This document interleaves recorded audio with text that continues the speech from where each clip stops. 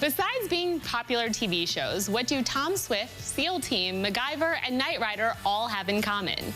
The answer is my next guest, Teresa Huang. She is an actor turned writer, producer, and a dear friend of mine. Welcome to ciLiving, Teresa. Thank you so much for having me here. So I wanted to talk with you a little bit about your career because I know that there are a lot of people in our community who have either lived in LA or gone to LA or things like that. So I just wanted to know from you, what has been your journey working in LA? How did you end up in LA? Well, I went to LA first to become an actor. Which I was very, very fortunate to be able to do. That's how we met, was through one of my acting roles on The Riches. And I consider myself very fortunate to be able to have worked in LA, in Hollywood. It doesn't happen for everyone. It's a very tough business. But I found my niche playing medical professionals on episodic TV, and that's pretty much what I did for my 15 years there. Which is funny because you graduated from MIT. Yeah. And I feel like there is a lot of, when you are an actor, right, there is a lot of, you play yourself or you play characters that you can kind of relate to. So can you speak a little bit to that?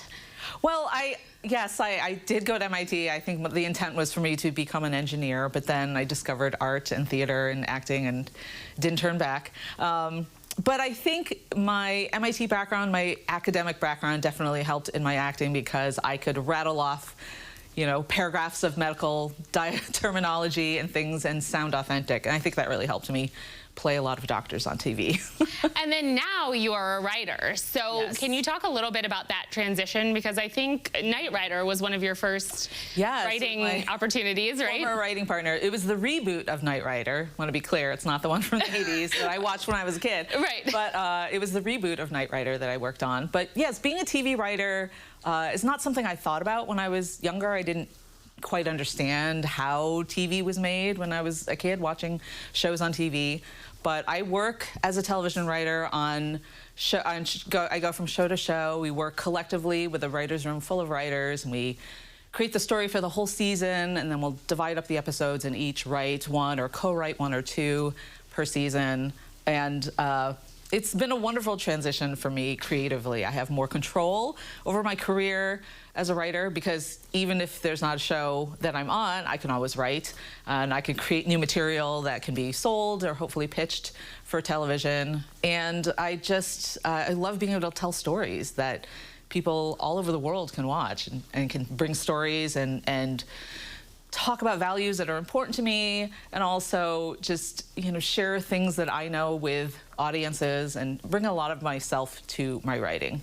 And I know in bringing yourself to your writing, I know you have created some characters that I feel like have been really important in television. Can you talk about one of those? Oh, yes. Actually, one of my favorite things that I was able to do on MacGyver with my co-writer, Josh Brown, for an episode, we created the show's first trans character that was a regular on the show, Parker, played by the wonderful actress Alexandra Gray. And she was intended to just be sort of a utility player, someone to kind of help move the investigative beats along. And as soon as we met her and saw how she played with the cast in the first episode that she was in, we were able to write more episodes for her. And it was just really wonderful and important to me to be able to create a character that was trans, but not defined by her transness. She was informed by it, but it wasn't the only reason she was on the show. And I know Alexandra has told us many times that that was really important to her, too. It really gave her a kickstart in her career, and we're so happy about that. I think that that's one of the really cool things as a writer or a producer, especially coming from an acting background, then to be able to help other actors sort of get to that next place in their career and grow.